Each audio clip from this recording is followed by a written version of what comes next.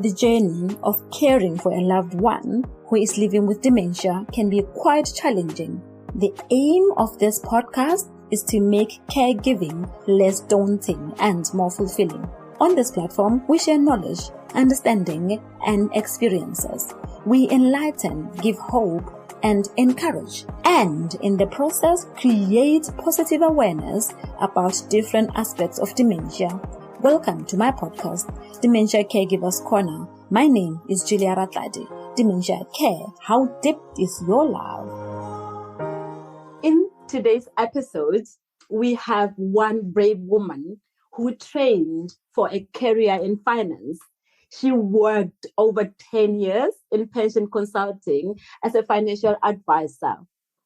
She graduated from Pacific Lutheran University with a Bachelor of Business Administration. Her husband, unfortunately, was diagnosed with early onset Alzheimer's when their son was only 5 years old. She was the caregiver to her husband and their young son for 12 years. She continued to manage their investments throughout the husband's journey. This brave woman is a podcaster. Her podcast is called She's Brave. She helps women find their path to becoming brave, to becoming resilient, and to becoming authentic. Ladies and gentlemen, let us welcome in today's episode, Kristina. Hi, Julia.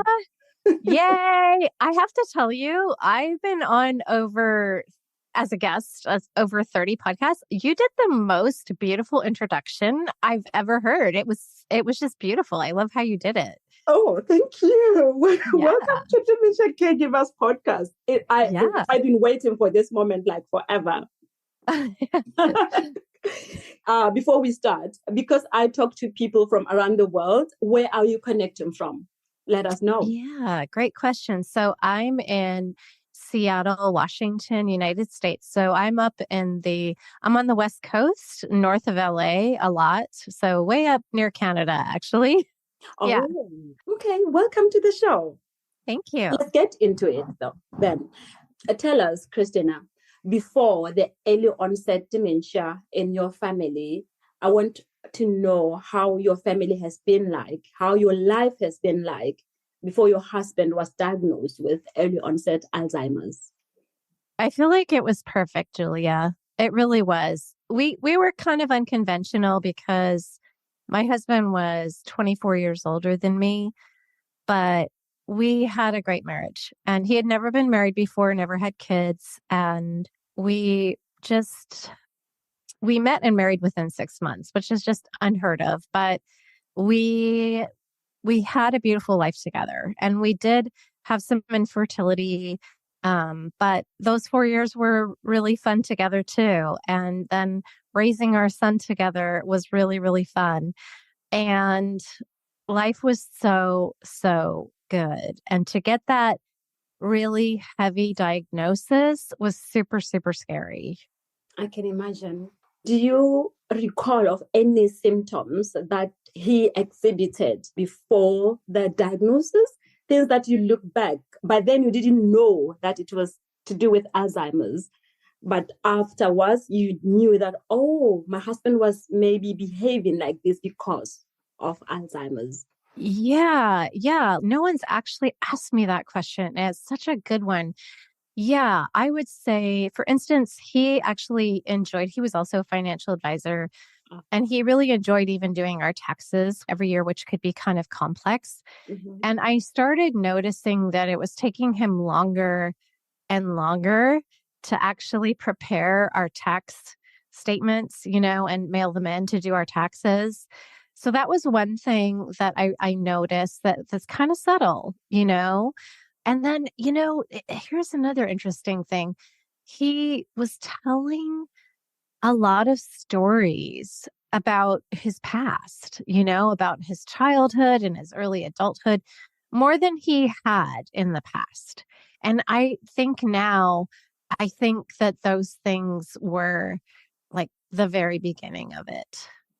So when you move forward, what made you want him to go for testing? What made you make that decision that he needed assistance, medical assistance? Julia, I think it's not uncommon for those of us that have a spouse with Alzheimer's to kind of try to deny it for a while. And that was actually what I did for a while. And I think that's okay. 20 years ago, the medications didn't work, really. I mean, you could put people on medication. And even today, it's very, very difficult for them to measure how well a medication is working because everybody progresses differently with Alzheimer's. Yes. So it's such a difficult thing. I think my first reaction was kind of denial and kind of ignore it. And that gave me a little time and space to kind of get through accepting it. But here's a good example. I'll give you a couple of them. One was we were out to dinner. We did date nights. We were really good about that. We would hire a babysitter once a week and we'd have a nice romantic dinner. And sometimes we'd either go to a play or something like that. And we were looking at our menus and then we put our menus down and then we were talking about something. And then he looked at me and he said, "Did we order yet?" And I think was the moment where it really hit me that I'm not imagining this. Like, this is actually something that's happening. And then other people begin to tell you also that they're noticing things.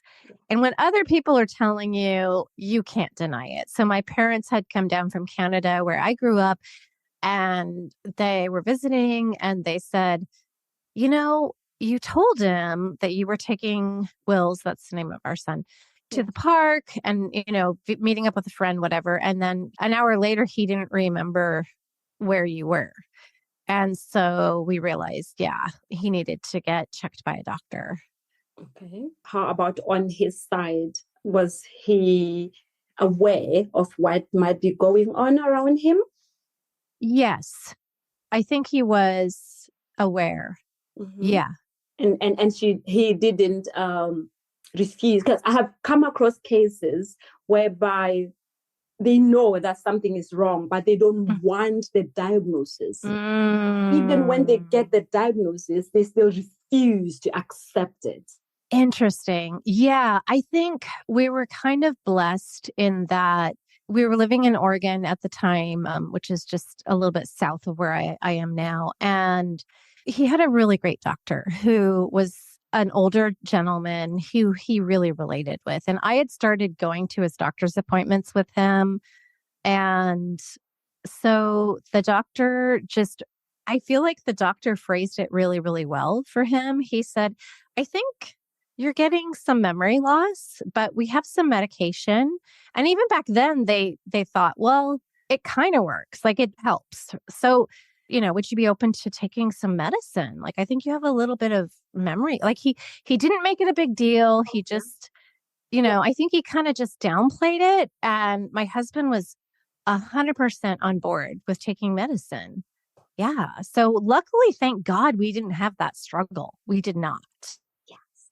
It's very good, because what some cases that I come across is whereby they go to the doctor and the doctor tells them that you've got dementia, you've got 5 months to live, you have to get your affairs in order. Yeah. That's brutal. Yeah, that's a whole different kind of scenario. Yeah. And with dementia, it is really hard to tell. And I think this doctor knew that. So he wasn't going to just throw all this stuff at us and try to make a prediction. I think he just was like, oh, there is some memory loss, but it's not the end of the world at this point. And I thought that was a really great attitude. It is. It was. Yeah. It was. I guess it made life easier for you as a family. Yep. So somebody actually said, I read something and they said, dementia is not an illness for an individual, but it is an illness for the whole family. You need support system along the way. You need people to come through for you. What is the importance of family unity when you are caring for someone living with Alzheimer's? That's such a great question. And I'm going to answer it in a couple of different ways. Yeah. we were actually living in Oregon at the time and didn't have family around, but I had amazing close friends that I had met in baby class. And looking back on it now, I think we would have been fine staying in our little town in Oregon because I had this incredible, strong sistership, friendship, and my friends, they were basically family and it would have been fine. And my son was really, really happy there, but I panicked, which is normal. And so the first thing we did was actually move to a tiny town up right near my parents. So my parents live right on the Canadian border. So they were only a 45-minute drive away. Okay. And we moved there so that I could have family support because I had my parents, I had my brother, my sister-in-law. And I have to say, those few years were really great for me. I mean, having my family around really stabilized me. And I was able to really just be happy and functioning and do well. My son thrived. But my husband, unfortunately, by the time we had moved up to this small town, he was, declining. And so he wasn't able to form friendships. And he was lonely. I mean, honestly, he came from a large family. He was the oldest of 4 children. And all of his family had moved to Seattle, was in the Seattle area, in a particular suburb, actually. They were all really, really close together. And it was like a lot of siblings and a lot of their kids and a lot of nieces and nephews that were even grown up and still in the area. And he began to ask me, I want to be near my people because he was losing his words. So he would say, my people. And I knew what that meant. And it was hard. I resisted it for a little bit, but I realized that he had moved for me. He didn't really want to leave Eugene, Oregon, and he had moved for me up to this town near Canada. And I didn't really want to leave there, but I moved for him to a suburb of Seattle so that we could be near his family. And I'm telling you, Julia, they were amazing. And the thing with Alzheimer's too is I don't think you can do it alone. Even when they go to a care home, to try to visit them every day is really, really mentally difficult on you and is a lot of sadness. That's why a lot of people don't visit their relatives in care homes. And my husband's family was so supportive of us. They literally lived within a mile or two. We saw them all the time. And then when my husband had to go into the care home, he had so many visitors. So it took a lot of pressure off of me because you feel guilty. And as time goes on and they progress, what happens is, he got to a point where he didn't know who I was. So then I was visiting him, but I was just somebody who was visiting him. And he would forget that I even visited the moment I left. And that's really discouraging. And that can really cause a lot of depression. So I had been visiting him less. But because I had family who was also willing to step up to the plate to visit him, there wasn't as much guilt. Now, I have to tell you, Julia, I did kind of beat myself up for a lot of years about I should have visited him more. And what I really want to share with your listeners is that it's okay, especially towards the end, if you're not visiting as often. What's interesting is I have a friend right now who's going through exactly the same thing. So her husband went in a care home a couple of years ago, and I saw her recently and she said, I'm feeling really, really guilty because I'm only going twice a week because that's about all I can handle emotionally. And it just makes me so sad. And I have to go back to that. And she felt so guilty. And I had done the same thing and I had felt the same way. And I want listeners to know that you do your best. And sometimes towards the end, visiting them a bit less is okay too. You have to take care of yourself. I look back at myself during that time. I was raising our son.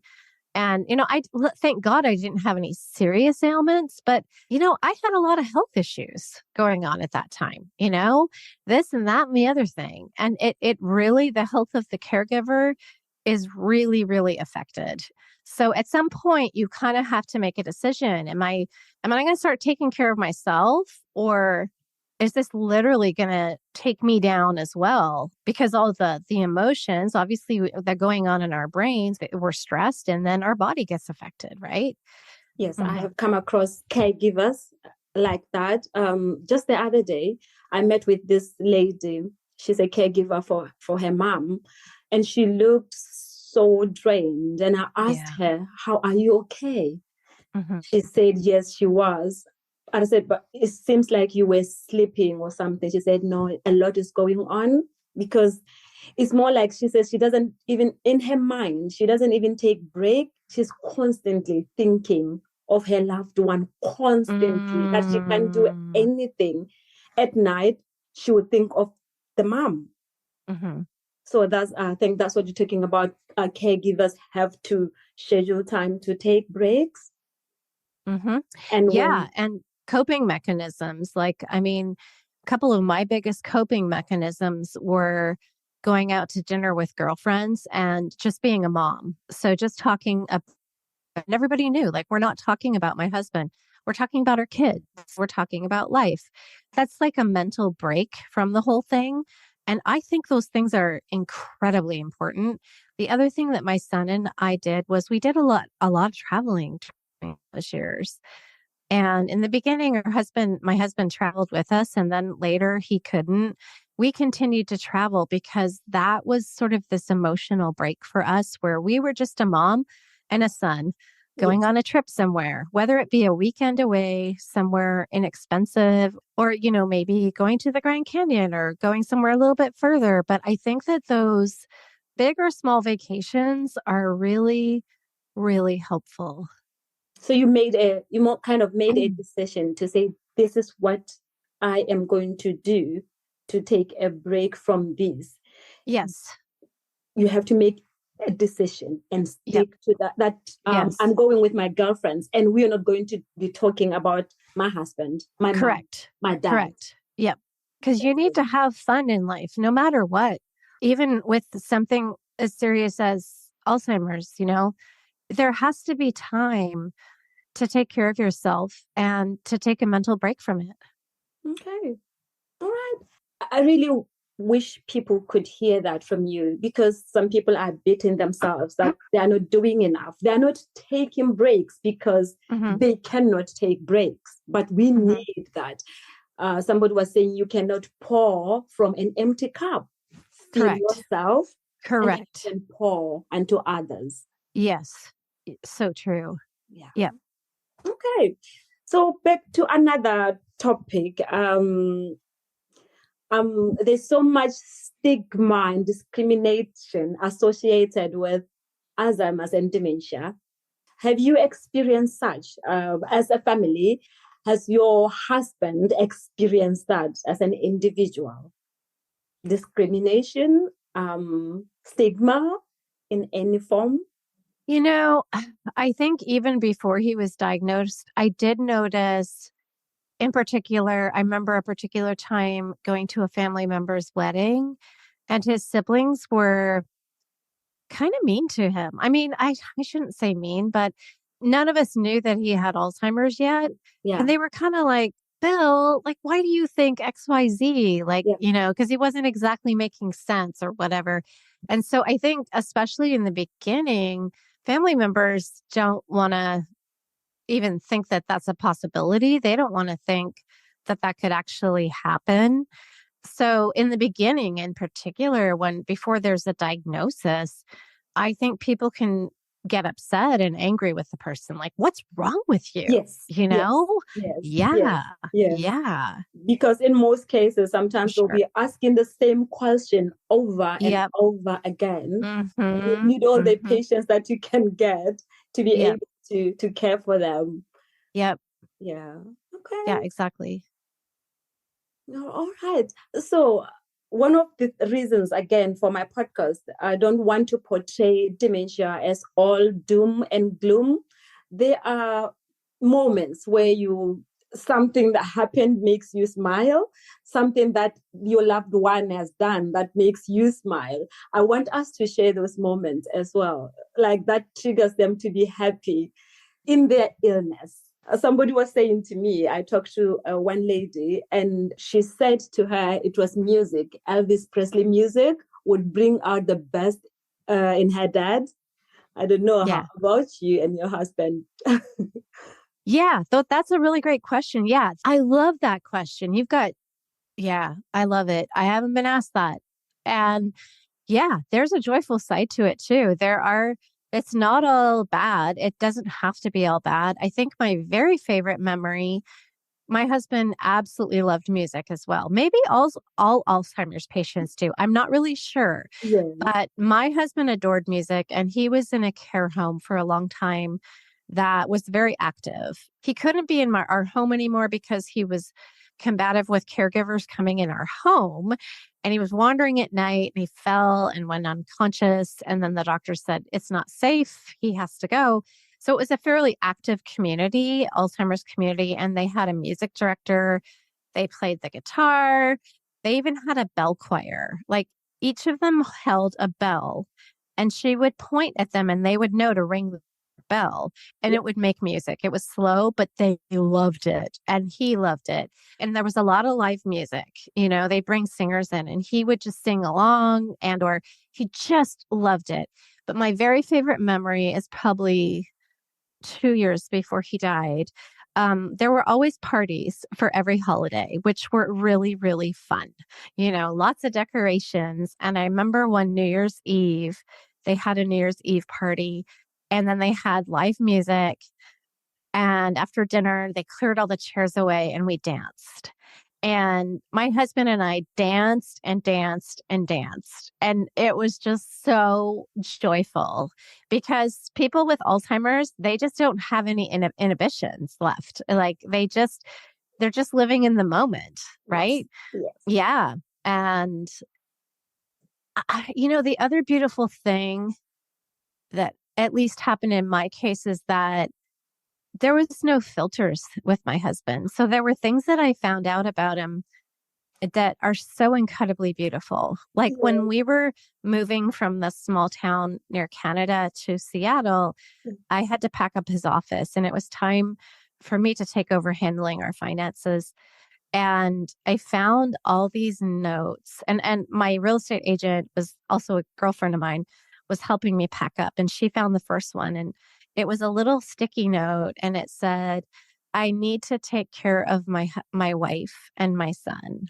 And they were all over his office. They were just these little reminders that he was like, I have to take care of them. Like, and his way of taking care of us was managing our finances. And it was like the sweetest thing ever. And then I remember another time when he was in the care home, and we had him home on Christmas Eve and had a lot of family over.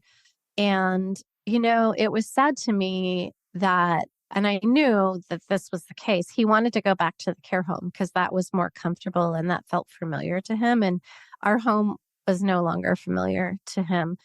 And so I just said, okay, guys, just stay and have fun. And my son was there and I'll be back. I'm just going to take him home and then I'll be back. And it was Christmas Eve, and I took him back and went to his bedroom and sat on the bed. And then I just began to cry. I was so, so sad. And he just wrapped his arms around me and he said, everything's going to be okay. I mean, it was incredible, It was just one of those incredible moments where you're just like, because they don't have a filter, they're just pure love. And I mean, I saw his great love of me through this illness. And, and then I left and I was sobbing down the hall, and the director of the home at that time was actually a young woman. She was beautiful, compassionate soul. And she just held me and I cried, and then I wiped my tears and went back to the party. No, Yeah. beautiful moments. So Yeah. obviously, when you look at that, you smile. We want to share with Now I do. I you. do. There was a lot of beautiful gifts along the way. Yes, that he left you with. Yeah. Hmm. So coming back to you in this journey, as you were doing caregiving to your husband, how were you preparing yourself mentally to face life after Alzheimer's? Hmm. Mm. Yeah, I think there's a balancing act there because for me, I tend to project too much into the future, which causes anxiety. So if you're looking a lot in the past, you get depression. And then if you're looking too far in the future, you get anxiety and you can't control it. You can't control the future. So I really learned through books, through church, through many, many things, more how to live in the present and just try to embrace the moments. And now was good, now looked different. Maybe now we're in a care home and we're painting together, or me and my husband and son we're all painting, a painting project together in the care home and we're having fun together. So I really tried to live as much as possible in the present. I think the thing that worried me personally the most was I was afraid he was going to have a really difficult death because his mom also had Alzheimer's, not his dad, but his mom. And her ending was kind of rough. And I had been around for that. So maybe I had more fear around the death than a lot of people, but I had a lot of fear around how it was going to be. And I think I spent too much time and worry on how the ending was going to unfold. And it was actually just incredibly, incredibly peaceful. Okay. Yes. I was asking you that question because I have come across people who find it very difficult to transition from being the caregiver, Mm-hmm. somebody has now passed, to coming back to normal life, if you may call it. Mm-hmm. Yes. So that's why I wanted to find out how you prepared yourself, because right now you have a podcast called She's Brave, where you are helping women to be brave, where you are helping women to be resilient. I'm pretty sure you've learned the resiliency from your caregiving as well. Yes, absolutely. Absolutely. Yeah. So I think that you do develop the resiliency along the way. And I think that I have a strong faith. So I believed that my path was my spiritual path. I didn't right away, but I eventually came to a place where I believe that everything that's happening to me in my late life is a spiritual lesson. And when you look at life that way, it doesn't make it so scary anymore. Everything is going to be okay, no matter what. And again, I think with children, I saw a lot of therapists for sure. I was in therapy the whole time, and sometimes therapy with my pastor. When we lived in the town near Canada, and different people, but that all really, really helped me a lot as well. And children tend to live in the present, so I was told that my son would actually move forward and he would stop visiting my husband, which is what happened. That's what children do when a parent becomes really ill. They just want to live in the present. They want to be happy, and they don't really want to have to go back there and think about that thing over there. Interestingly enough, kind of one of the blessings for me was that COVID hit. Okay. And I moved him to a much smaller facility that was a lot more one-on-one physical caregiving because he didn't need as much mental stimulation at that point. Okay. And I was only able to visit him maybe once every 2 weeks outside with a mask on and on a couch. And outside. So, and then there was periods where I couldn't see him at all because they couldn't afford to have COVID hit. So I think that actually was a bit of a blessing because it kind of gave me some space from him. And it really was allowing me to move forward with my life. And I have a very unconventional story in this whole story of Alzheimer's. It was such a long journey, as you know, that eventually my husband's family came to me, sat me down, and said, "It's time for you to move forward. He doesn't recognize you. He doesn't know who you are. You've been very sad and very lonely. This is not good for you. It's not good for your son. Why don't you, group or, even like date somebody," which is so unconventional, obviously, really unconventional. But I did do that. And that kind of helped me move forward too. I did end up meeting my now husband, who's a really strong Christian. And I was so surprised that he would be open to that. But I started bringing Blake, my now husband, to the care home. And Bill looked at us and he said, he couldn't speak very well. He said, "You," he looked at me and he said, "And you," he looked at Blake and he said, "Good together." Yeah. So I had an opportunity to kind of start moving forward between having a partner, a friend, somebody to do things with, and then having COVID. And my husband died during COVID. So I think I had a better transition, I think, from what you've seen in a lot of other people. And we haven't even talked about your son in that way. Did he even understand what was happening? Or does he understand now Alzheimer's, dementias? Yeah. So at first at diagnosis, I told my son that dad has a condition called Alzheimer's. So he's forgetful about things. And that's what I told our son. And it's funny, at 5, they just kind of he accepted the information. And some of the best advice I received was let him lead. When he's ready, he'll ask the questions.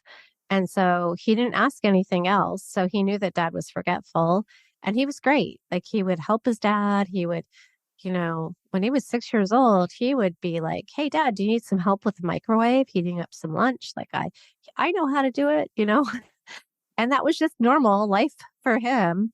And then when he was probably 9 or 10, he did finally come to me and say, "I know dad has this condition called Alzheimer's, but what does it really mean? Is he going to die from it?" And I said, "Yeah, he will eventually." And then he said, "When?" And I said, "We don't know." I said, "I can take a guess." And my son said, "Yeah, okay." And I said, I think he'll live until you're about 18. It was a pretty slow progressing form. Okay. Yeah. And my son was fine with that answer as well. Yeah. Good. And now you are a brave woman. You are assisting women to be brave as you. You're talking to women around the world to empower them. Is where you're coming from made you want to do this? What is the reason for your podcast, She's Brave, in your own words? Yeah. So I made a lot of unconventional decisions in my life. Number one, I married a man 24 years older than me, but it felt right in my heart. It felt like he was my soulmate. He felt the same way, and we were right. And it's interesting. I think when you live authentically according to what's right for you, and instead of making decisions worrying about what other people think, I think you're much happier and freer. Definitely. So I made some unconventional decisions. That was one of them. Another one was to begin to date, towards the end of my husband's illness. And I didn't hide it from anybody. I didn't shout it to the world. I didn't announce it on social media, but slowly as I would see people in the grocery store or whatever, I would just say, "Oh, by the way, this is what's going on. And I never had one person say a bad thing. But I think when you're coming from a place of authenticity and love and doing what's right for you and for everybody, and, I wasn't harming my husband, I wasn't hurting his feelings at this point, I think you're much, much happier. And after he passed, I think, you need a year or two to kind of process it, really. And then I got remarried and my son graduated from high school, and I thought, what's my next chapter? Yeah. Like there's more for me to give to the world, because I've learned so much through this situation, and through doing all these exercises of asking myself, what my podcast topic was. It was so interesting, because one of the most powerful things you can do is to reach out to 3 to 5 people who know you the best in the world, and ask them, what are my strengths? How do you see me? Yes. What do you like about me? And the same answer, Julia, kept coming back to me over and over. And it was, you're really brave. You're really resilient. And you definitely don't worry about what other people think. You've always lived your life completely on your own terms. And what I have realized is most people don't live their life on their own terms. We don't. And I think it's gotten even worse with social media. I think that we are spoon-fed what is supposed to be happiness. So happiness looks a certain way, and it looks like a complete family, and it looks like lots of money and a big house and a car and vacations, and and we were unconventional. It was really just my son and I, and we were an unconventional family, and so why can't we be happy too? Yeah. So I just felt really, really compelled to encourage other women to be themselves and not worry about what other people think, and live, because that's really, I think, the thing that makes you the happiest, not the money, not all this other stuff, but living life according to what makes you happy. And, or, again, like there's something also to be said about serving others. They did a study, there's a study where they took a group of people and said, well, what would make you happy? And one person would say $100,000, and the second person would say a Lamborghini. So they literally gave the people the items and checked their happiness level before and then after, like a month later, after they had gotten whatever it is they wanted. Yeah. And their happiness level had like briefly spiked and then was back down to what it was before. And then they did another study where they just took the people and said, I want you to find some charity organization that makes you, that you're lit up about.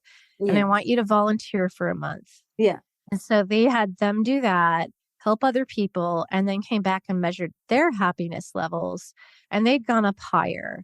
And what research has found is that the thing that actually makes us the most happy in life is serving and helping others.